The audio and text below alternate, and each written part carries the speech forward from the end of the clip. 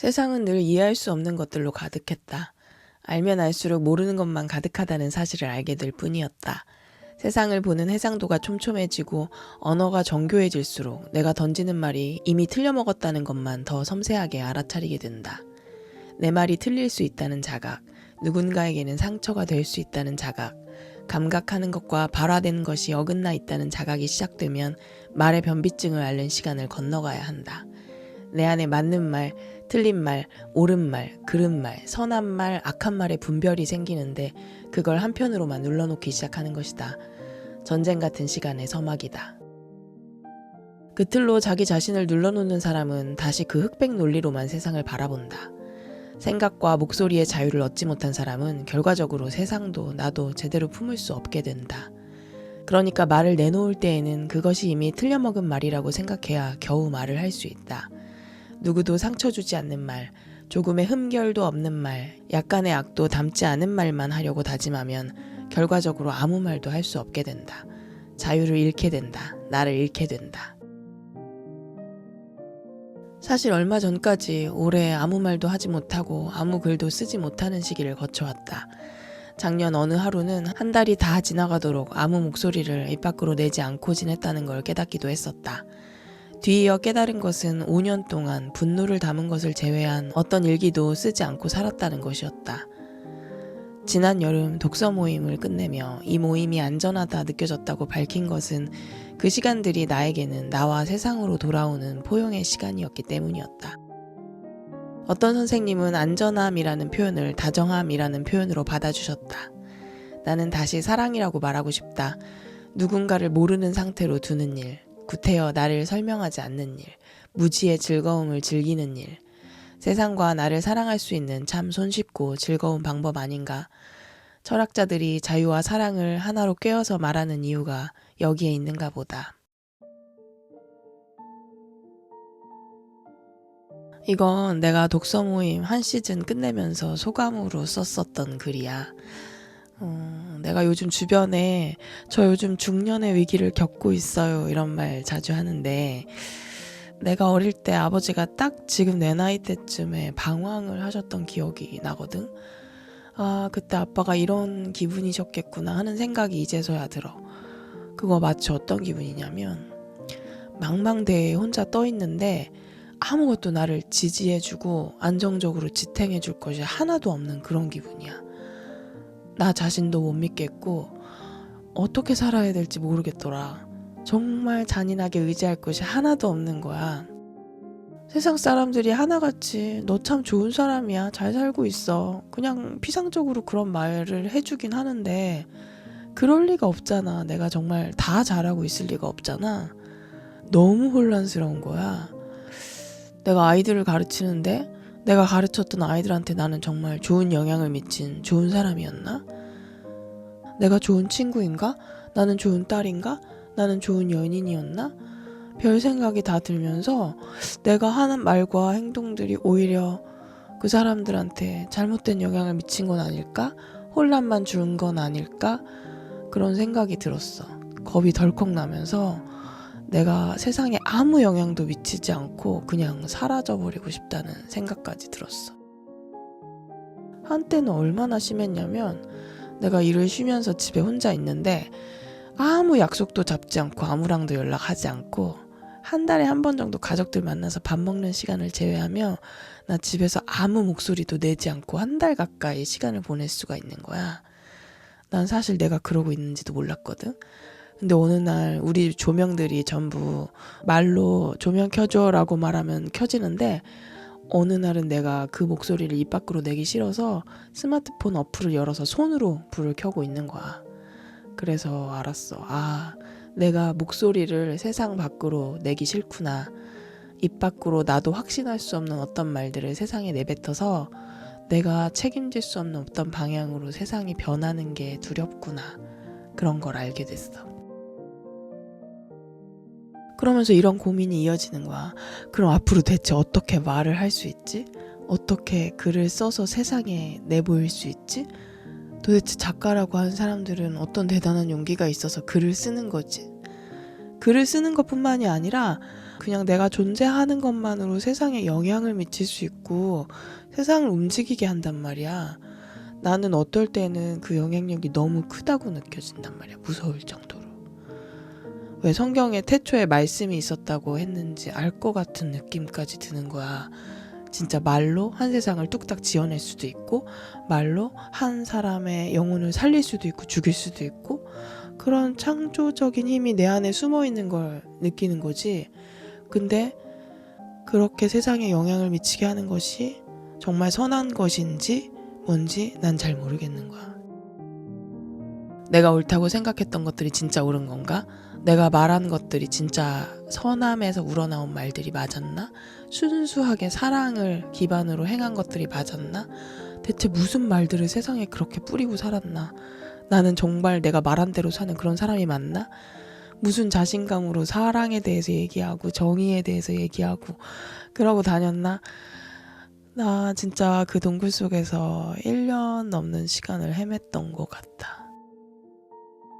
어느 날은 지카우치 유타가 쓴 우리가 왜 선물을 줄 때 기쁨을 느끼는가 라는 책을 읽었는데 그 책 내용이 정말 감동적이고 좋거든.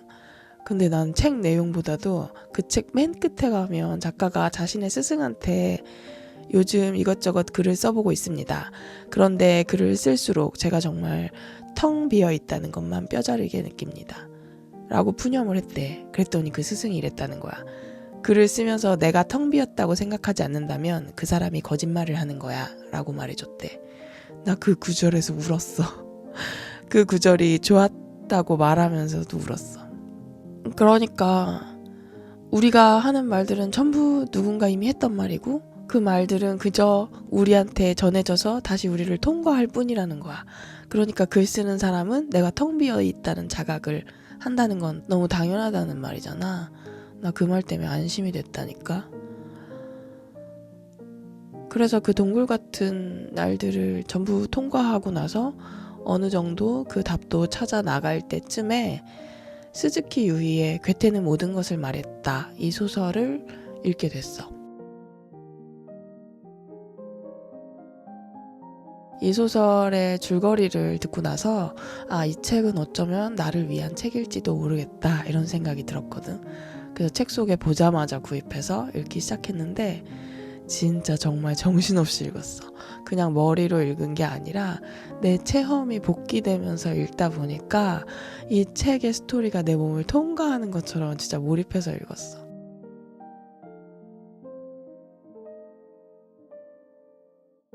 이 소설의 주인공은 일본 최고의 괴테 연구 권위자로 나오는 도이치라고 하는 동문학자야. 도이치가 결혼 25주년을 맞아서 가족들과 식사를 하게 되거든. 이 식당에서는 홍차 티백을 제공해 주는데 그 홍차 티백의 꼬리마다 여러 사람의 명언이 쓰여 있는 거야. 그런데 도이치한테 온 티백에는 정말 우연의 일치로 재밌게도 괴테의 명언이라고 하는 문장이 쓰여 있었던 거지. 도이치는 그 영어 문장을 사랑은 모든 것을 혼동시키지 않고 혼연일체로 만든다 라는 문장으로 번역을 해. 그리고 이 문장이 자신이 생각하는 괴테의 핵심 사상을 꿰뚫고 있다고 확신을 해. 특히 이 도이치는 괴테의 어려운 사상을 대중한테 쉽게 전달하기 위해서 잼적 세계, 샐러드적 세계라는 개념을 가져와서 설명을 했거든. 근데 이 문장 자체가 그 잼적 세계와 샐러드적 세계를 잘 반영하고 있다고 확신을 하는 거지. 그런데 그 문장 자체는 괴테가 어느 책에서 언급한 건지 기억을 떠올리지 못하는 거야. 그래서 그 홍차 티백의 출처를 고민하던 와중에 잊고 있던 기억 하나를 떠올리는 거야.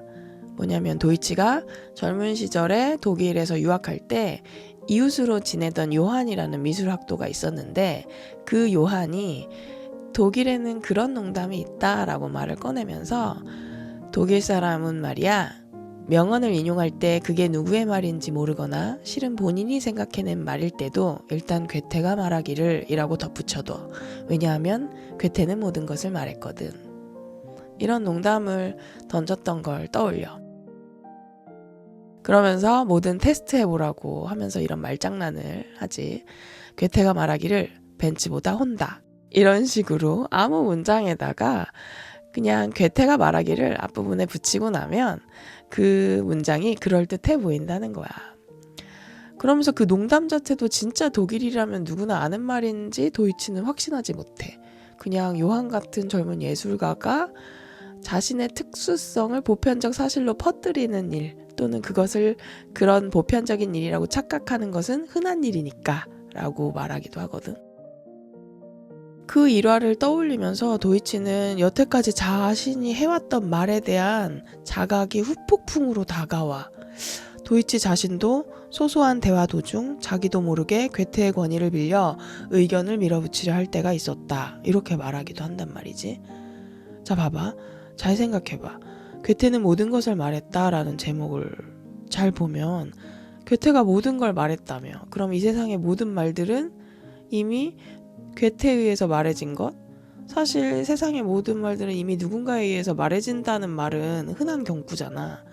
그러면 결국 어떻게 되냐면 언어를 다루면 다룰수록, 그리고 그 언어의 세계에 흠뻑 빠져본 사람일수록 언어에 대해서 더 엄격하고 엄밀한 잣대를 들이밀게 되고, 그런 사람은 점점 더 아무 말도 할 수가 없어지게 된단 말이야. 왜냐면 그 생각의 출처가 내가 근원이 아님을 자각할 수도 있고, 출처가 명확하지만 그 출처의 권위를 이용해서 내 생각을 주장하기 위한 근거로 쓰려고, 그래서 근거와 주장이 완전히 정합적이지도 않은데 그 근거를 끌어오려고 할 때도 있고, 아니면 이런 경우도 있어. 원전에 대한 완전한 이해가 자기가 부족하다고 생각되기 때문에 그 출처를 쓰지 못하는 경우도 있어. 어쨌든 진퇴양난에 빠져. 완전한 진리 혹은 본질적인 것을 꿰뚫고 있다고 자각하고 있음에도 말을 못하는 어려운 상황에 처하게 되는 거야. 아닌 게 아니라 도이치는 홍차 티백에 담긴 문구의 출처를 찾을 수가 없는 거야. 괴테는 모든 것을 말했다라는 유학 시절의 그 농담에 대한 기억도 같이 상기하게 되면서 점점 언어를 다루는 것을 혼란을 느끼기 시작해. 예를 들면 곧 출연하게 될 TV 방송에 쓸 원고를 퇴고하는데 그 원고에 집중이 잘 안 되는 거야. 원고에 수많은 단어가 역할에 맞춰서 배열되어 있는데 도이치는 이렇게 느끼는 거지. 어휘 하나하나가 완전한 필연성을 가지고 그 자리에 있다고는 도무지 확신할 수 없었다. 어때? 도이치한테서 말의 변비증이 시작될 조짐이 보이지. 구체적으로 말하자면 이야기의 초반은 작품의 첫머리라고 해도 될 테고, 온갖 학문은 모든 학문이라 해도 될 것이다. 말합니다는 이야기합니다 라고도, 이렇게 고백합니다 라고도 바꿀 수 있다. 애당초 마지막 사상사 부분은 정말 숙고하고 썼던가? 이렇게 생각하기 시작하면 도무지 끝이 없었다. 무엇보다 두려운 점은 이 글을 썼던 몇 달 전의 자신은 그 필연성을 확신하고 있었다는 것이었다. 그러니까 방송 원고를 검토하다가 도이치는 어지러움까지 느껴. 혼란, 흥분, 불안 이런 감정들이 신체로 올라올 정도로 느끼는 거야. 그리고 이 혼란스러운 감정의 태풍의 눈에는 홍차 티백 속에 바로 그 문장이 있다는 걸 깨달아. 결국은 도이치는 그 문장의 출처를 찾는 모험을 떠날 수밖에 없게 돼. 주변 학자들한테 전부 메일을 보내서 이 문장의 출처를 아느냐 물어보고, 괴테 점집을 전부 다시 훑어보고 지적인 여정을 떠나는 거지. 그리고 그 출처를 확인하면서 이런저런 일들을 겪게 되는데, 그 과정에서 도이치는 자기 아내, 딸, 그리고 딸의 남자친구, 주변 지인들, 이런 사람들의 삶과 자신의 삶이 연결되어 있다는 것, 결국은 사랑으로 혼연일체가 되는 과정을 체험하게 돼. 그리고 진짜 다정한 엔딩으로 소설이 마무리가 돼.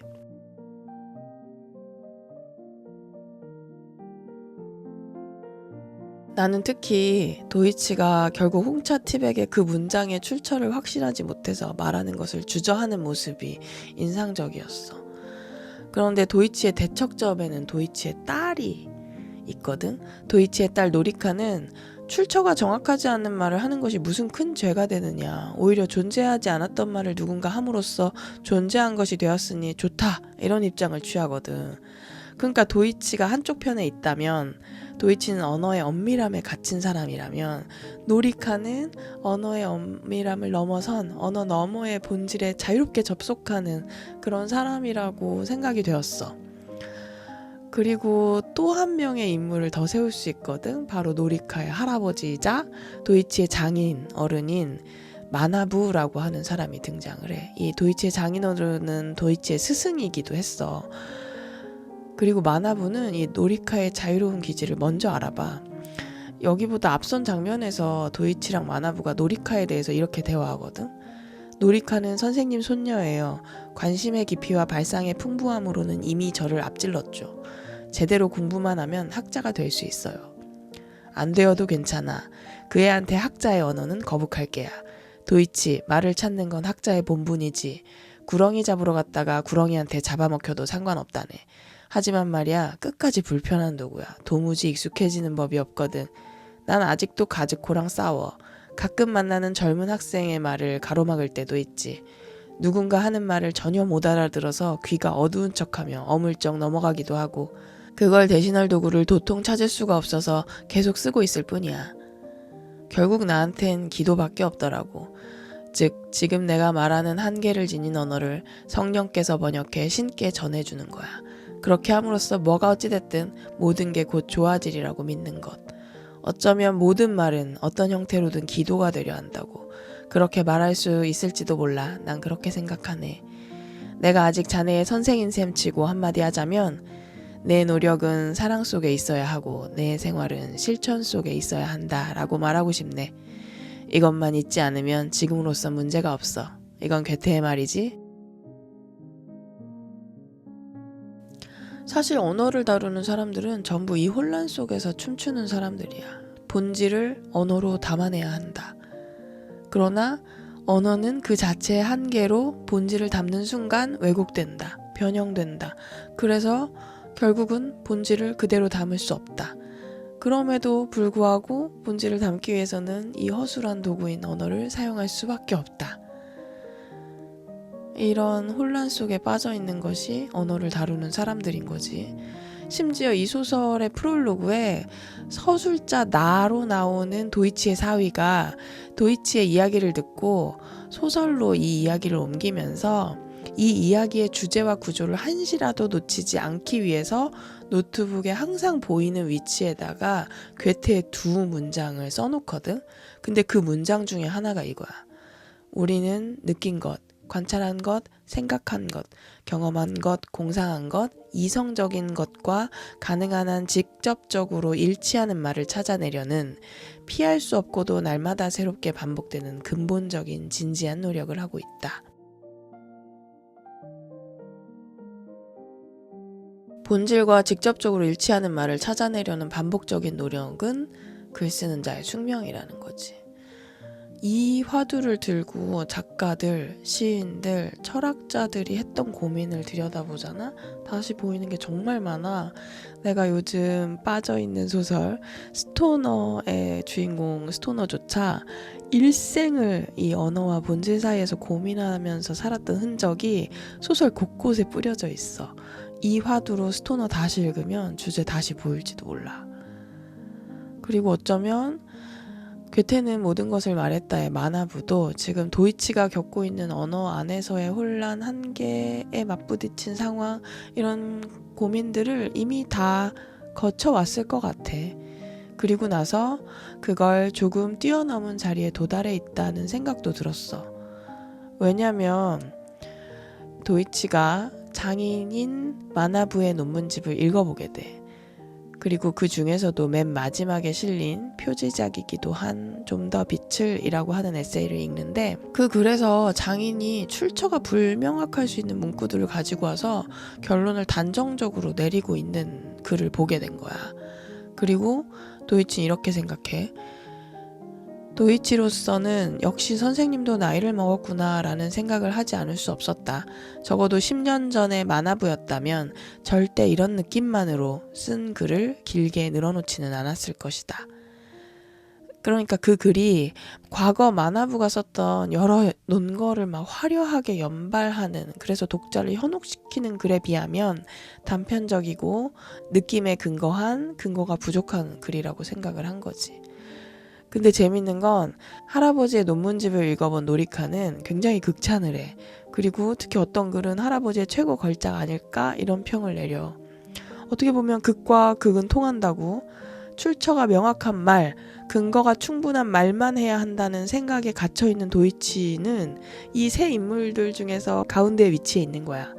그리고 언어의 자유를 누리고 있는 노리카가 다른 한쪽 편에 있고, 또 다른 한편에는 이미 도이치가 겪은 모든 과정을 통과하고 나서 비로소 스스로한테 말할 자유, 어떤 해방감을 허락하기 시작한 만화부가 있는 게 아닐까 싶더라고.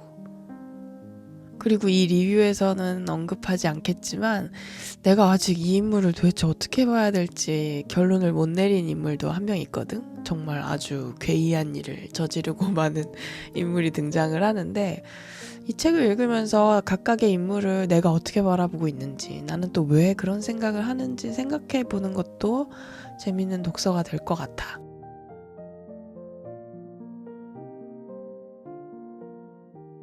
나는 이 소설 읽고 나서 작가가 23살의 젊은 나이에, 그것도 한 달 만에 이 소설을 썼다고 했는데 어떻게 이런 고민을 통해서 이런 소설을 써낼 수 있었을까 감탄했어.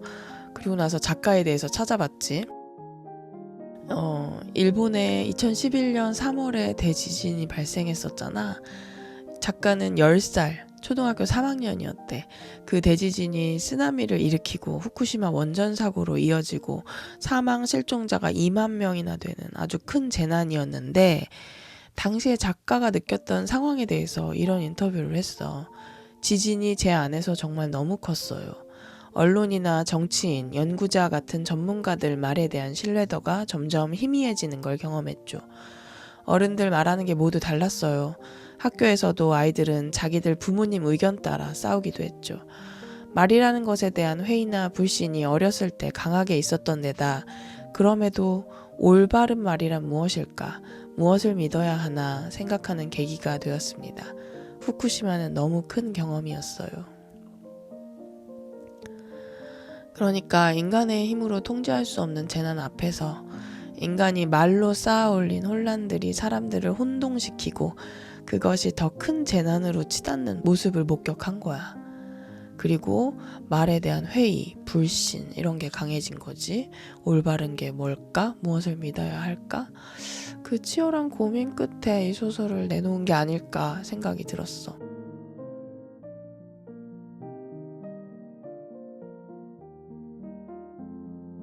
이 소설 읽은 사람들은 젊은 지식인이 자신이 아는 게 너무 많아서 막 그것을 주체할 줄 몰라서 마구 풀어놓은 귀여운 소설 같다고 말하기도 하더라고. 나도 그런 걸 느끼기도 했는데 한편으로는 작가의 절박함이 느껴졌어. 언어를 다루는 사람이 결국 어떤 순간에 처하게 되는 난관을 이 작가는 정말 어린 나이에 이미 본 거야. 그리고 그 문제에 대한 답을 찾지 않으면 안 돼. 왜냐하면 그 문제의 답을 찾지 못하면 결국 어떤 말도 할 수 없게 된단 말이야. 어떤 말도 믿을 수 없게 되고, 궁극적으로는 어떻게 살아야 되는지, 어떻게 존재해야 되는지도 모르게 될 것 같아. 작가 스스로도 아마 도이치처럼 말 속에서 혼란함을 느끼면서 어지러움도 느껴보고 구역질도 느껴보고 그런 경험이 분명히 있었을 거다. 난 그렇게 느껴졌어. 그래서 이 소설이 귀엽고 다정하기도 하지만 한편으로는 작가의 치열하고 지난했던 고민의 과정들이 엿보이는 것 같이 읽혔어. 사실 내가 앞에서 말했던 나의 말의 변비증 이슈, 망망대해 이슈, 중년의 위기 이슈에서 조금씩 빠져나올 수 있었던 과정도 비슷했거든. 길게 말하자면 참 긴 얘기지만 짧게 소설 속의 한 구절을 인용하고 싶어. 그에게 있었고 이 시대 젊은이들에게 없는 건 사랑이야. 내가 사람의 방언과 천사의 방언으로 말을 할지라도 내게 사랑이 없으면 울리는 징이나 요란한 꽹과리가 될 뿐입니다. 나의 파우스트를 구원하는 열쇠도 거기에 있다네. 나는 여전히 말을 내뱉을 때마다 이게 맞나? 나 맞는 말 한 건가? 혼란을 겪을 거야. 그리고 말과 말 사이에 모순이 있을 거고, 말과 존재 사이에 어긋남이 있을 거고, 어떨 때는 어제의 내 존재랑 오늘의 내 존재가 모순을 일으키겠지. 그래서 나는 마나부와 같은 결론을 내릴 수밖에 없는 것 같아.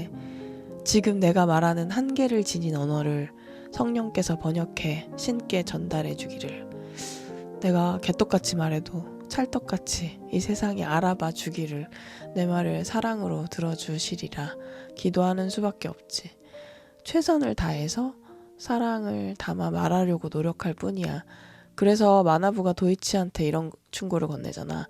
내 노력은 사랑 속에 있어야 하고 내 생활은 실천 속에 있어야 한다. 꼭 나한테 하는 충고 같더라고. 완전하지 않아도 말해도 된다는 허락. 틀릴 수 있는 상태로 살아도 된다는 허락. 너는 잼이 아니라 샐러드 상태로 그냥 두겠다고 신이 나를 용서해 주시는 것 같은 그런 기분이 들었어. 사실 나는 신의 사랑을 용서라는 방식으로만 느끼거든.